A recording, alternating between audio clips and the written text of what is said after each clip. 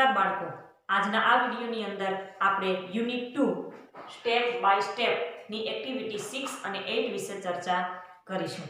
આગળની બધી એક્ટિવિટી છે એની અંદર મોસ્ટ ઓફ બટન ટાંકવાની ક્રિયા છે, એક છે છટકું બનાવવાની ક્રિયા છે, જે મને કંઈ બહુ મહત્વની ન લાગી, તેથી આપણે સીધી એક્ટિવિટી 6 થી ચર્ચા કરીશું.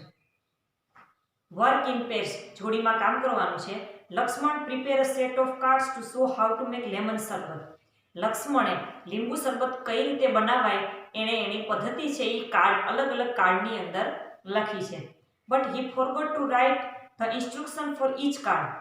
પરંતુ એક સ્ટેપ પછી બીજું ક્યુ સ્ટેપ આવે લીંબુ શરબત બનાવવામાં એ છે એ ભૂલી ગયો છે. Right the instruction in the blanks.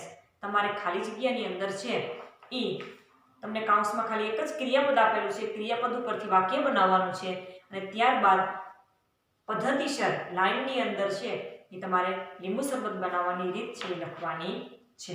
તો પહેલું વાક્ય છે, તમને કાઉન્સની અંદર શબ્દ આપેલો છે મિક્સ, તો ત્યાં લખવાનું છે પહેલું મિક્સ વેલ, એટલે કે સારી રીતે મિક્સ કરો.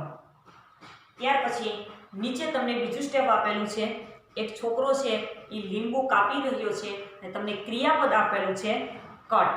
તો કટ શું કરવાનું છે? તો કે લીંબુ કરવાનું છે. કઈ રીતે? તો કે હાફ, એટલે અડધું કાપવાનું છે. તો આપણે અહીંયા લખશું ખાલી જગ્યામાં કટ લેમન્સ ઇનટુ હાફ, એટલે લીંબુના છે એ બે ભાગ કરો. ત્રીજા ચિત્રની અંદર તમને જોવા મળે છે એક ગ્લાસ છે અને ચમચી છે અને કૌંસમાં ક્રિયાપદ આપેલું છે ટેક આઉટ સીડ્સ. બી છે જે લીંબુના બી હોય એ ગ્લાસમાંથી બહાર કાઢવું. તો ગ્લાસમાંથી શબ્દ છે, તો આપણે શબ્દ ઉમેરશું. સૌપ્રથમ આ ક્રિયાપદ લખી નાખશું અને પાછળ લખી નાખશું from the glass. Take out seeds from the glass.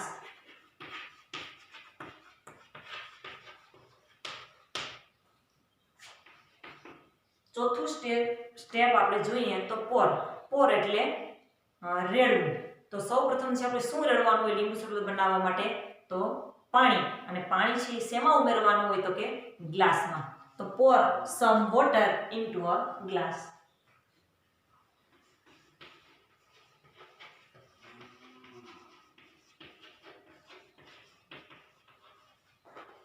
In a glass, into નહીં, sorry. Pour some water in a glass. ગ્લાસની અંદર પાણી લો.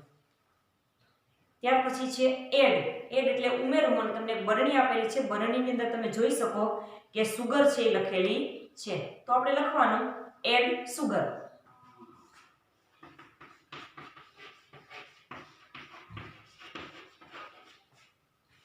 ત્યાર પછી પણ શબ્દ ઈ જ છે એડ, અને તમને જો બરણીની અંદર લખે છે સોલ્ટ એટલે મીઠું, તો લખવાનું છે એડ સોલ્ટ.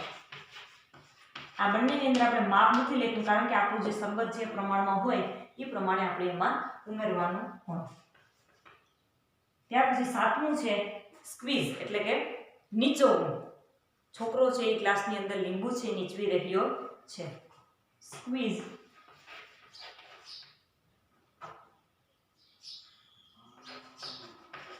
શું આપણે નીચોવવાનું છે? તો કે આપણે જે લીંબુના છે બે ભાગમાં કટકા કર્યા હતા એને, એટલે કે એનો દરેક ટુકડો છે એ આની અંદર નીચોવવાનો છે.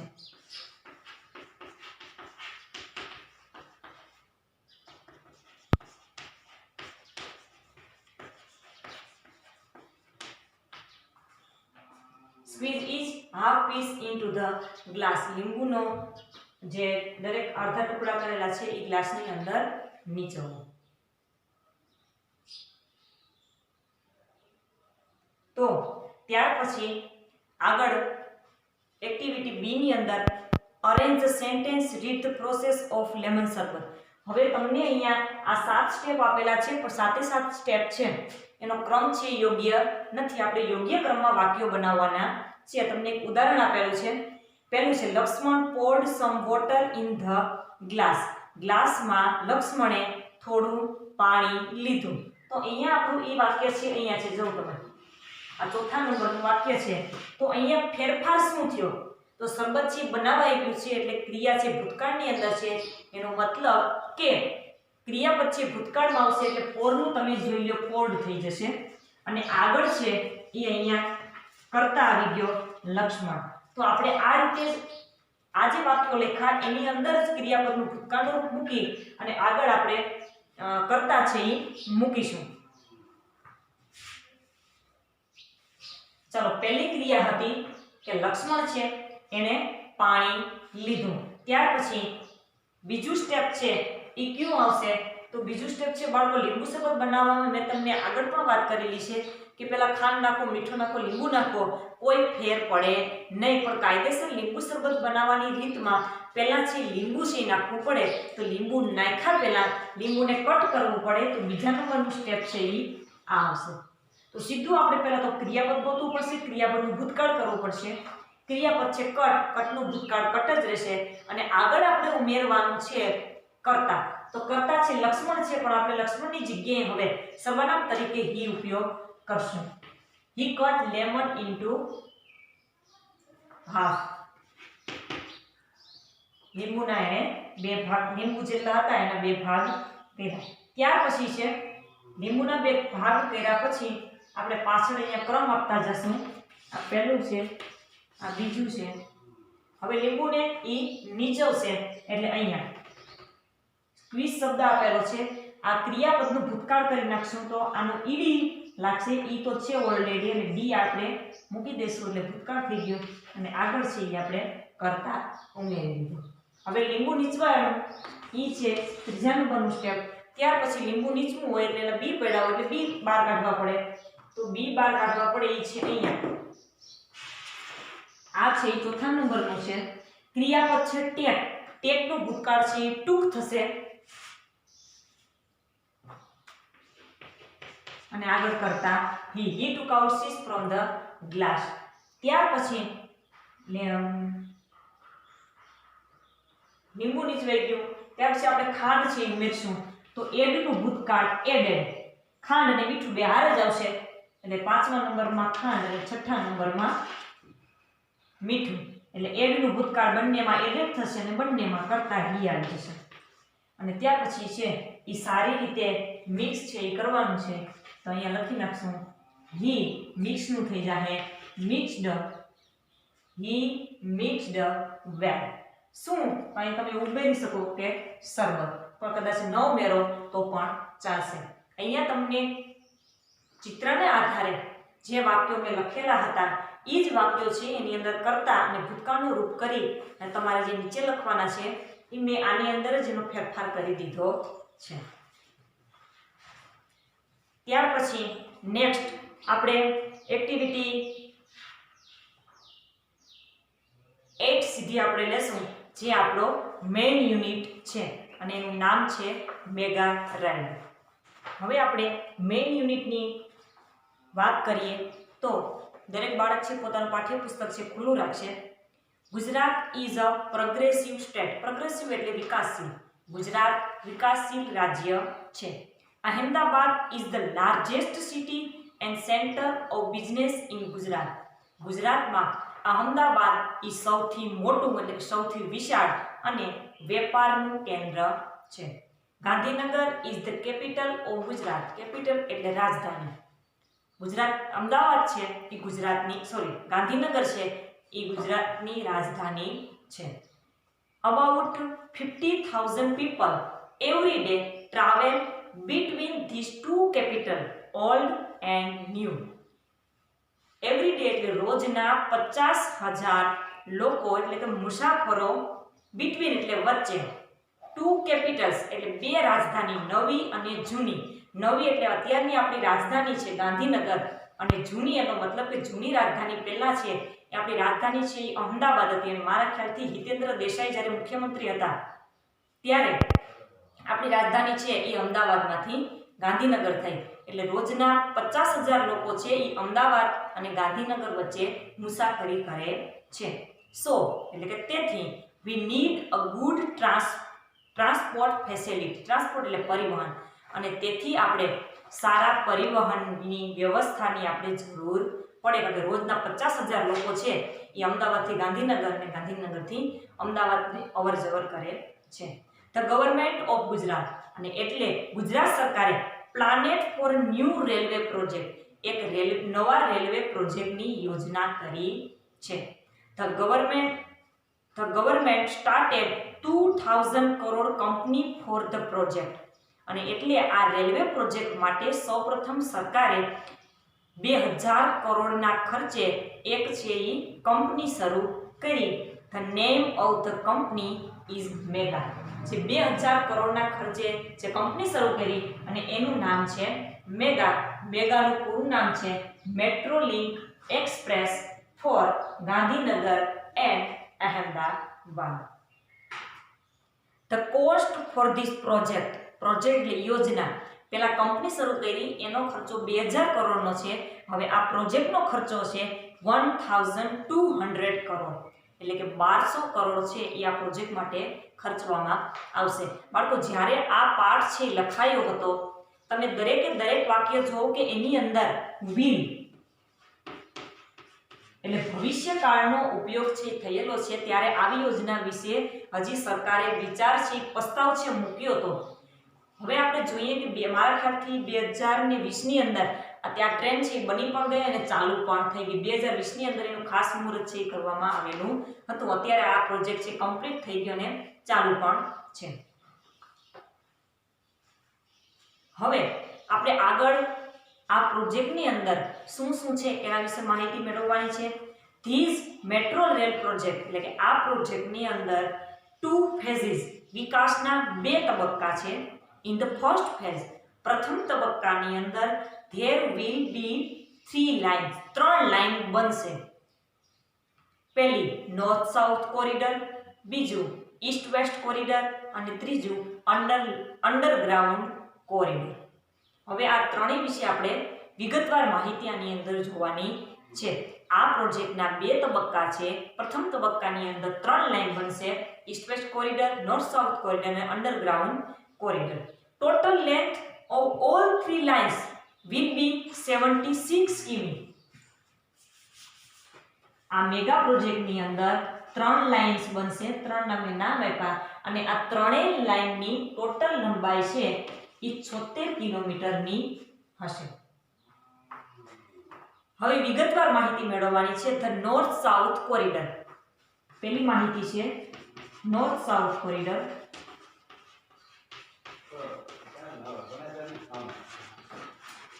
કોરિડોર એટલે બાળકો રસ્તો થશે, અને નોર્થ સાઉથ એટલે ઉત્તર દક્ષિણ રસ્તો પર. કોરિડોરનું ગુજરાતી આપણે કોરિડોર રસ્તો ન કરતા કોરિડોર રાખશું તો પણ ચાલશે.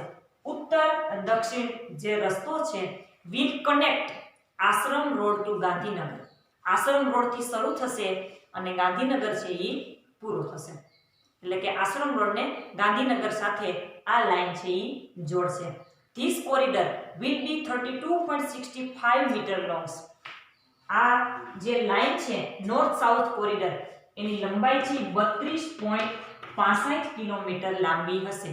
પહેલા તમને જે આ આપેલી છે ત્રણેય લાઈનની ટોટલ લંબાઈ આપેલી છે, આ છે ફક્ત નોર્થ સાઉથ કોરિડોરની જ લંબાઈ છે.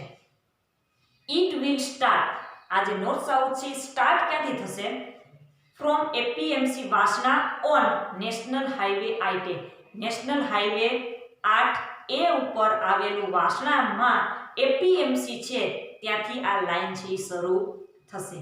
It will pass through Vasna, Pardi, VS hospital and town hall. અને પછી આગળ છે એ વાસણા, પારડી, વીએસ હોસ્પિટલ અને નગરમાંથી આ ટ્રેન છે એ પસાર થશે. This line will cross the east-west corridor at Income Tax Junction. Income Tax નામનું જંકશન આવશે, તેના ઉપર આ લાઈન છે એ પૂર્વ પશ્ચિમ લાઈન છે ત્યાંથી પસાર થશે. એટલે બે લાઈન જ્યાં ભેગી થશે એનું નામ ત્યાં ઇન્કમ ટેક્સ જંકશન છે, એ સ્થળનું નામ છે. એટલે ઇન્કમ ટેક્સ નામનું જંકશન છે ત્યાં ઈસ્ટ વેસ્ટ ને પસાર કરશે. It will turn a little left near Koba circle. ત્યાંથી કોબા સર્કલ આવશે અને ત્યાંથી સેજ ઈ ડાબી તરફ વળશે એન્ડ રન ટુવર્ડ ગાંધીનગર. અને ત્યાંથી પછી સીધી છે એ ગાંધીનગર જશે. There are two more junction on this line. અને ત્યાંથી આગળ બીજા 2 જંકશન છે એ આવશે. પહેલું ઇન્ફો સિટી અને બીજું gift city. There will be 31 station on this corridor. અને આ લાઇન ઉપર ટોટલ 31 સ્ટેશન છે એ આવશે. Now let us go on the east west corridor. હવે પછી બીજી માહિતી આપણે મેળવવાની છે East west corridor.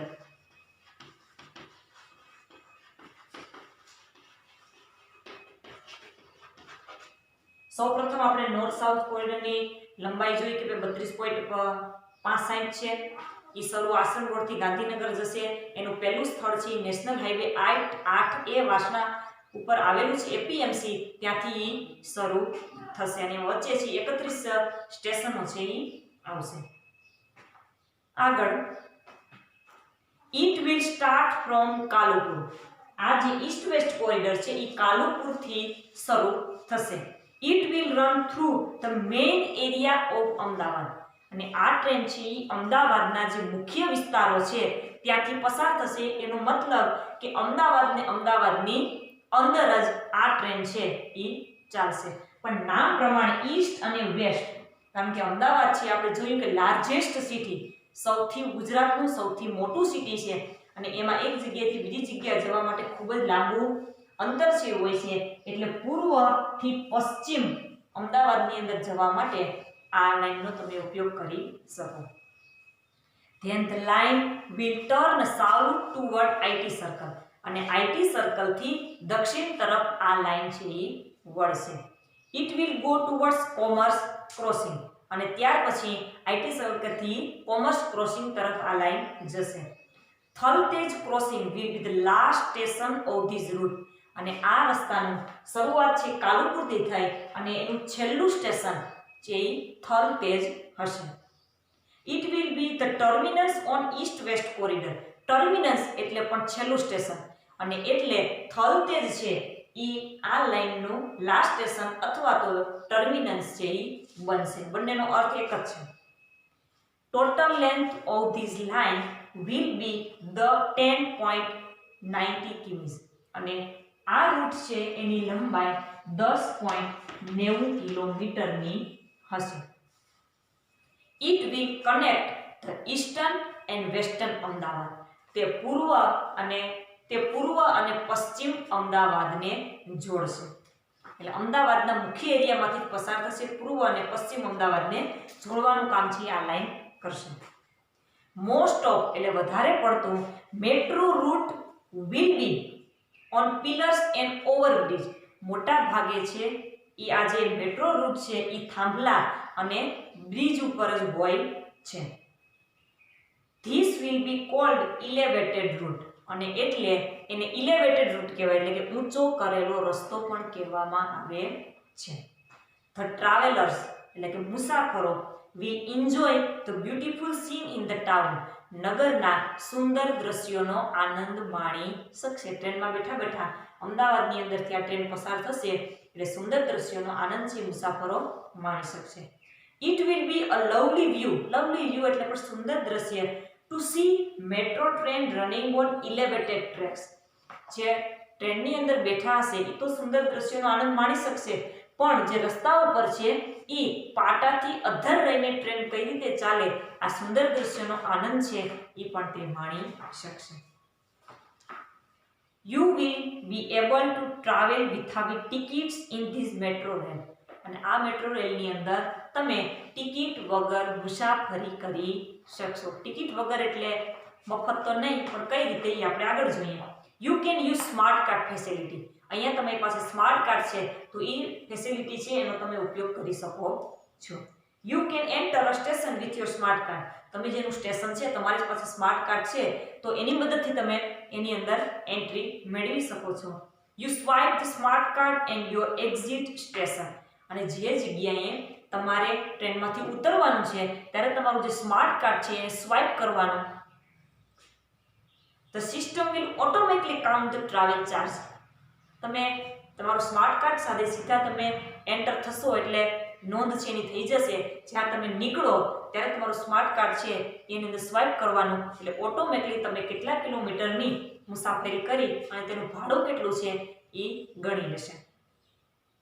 The train will run without a driver.